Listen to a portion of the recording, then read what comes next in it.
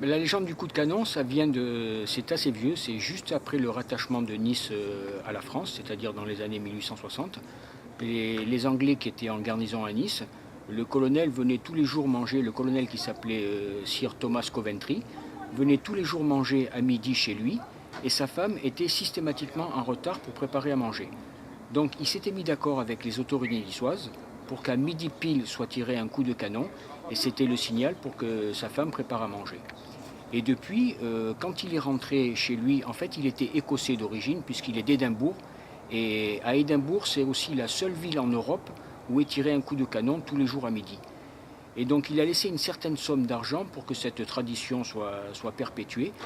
Et c'est en 1865, puisque cette année, on devait souhaiter les 140 ans du tir de canon, que le maire de l'époque, qui était M. Malocena, a fait passer au conseil municipal un arrêté qui pérennisait le canon et qui disait qu'à partir de cette date, tous les jours à midi serait tiré un coup de canon.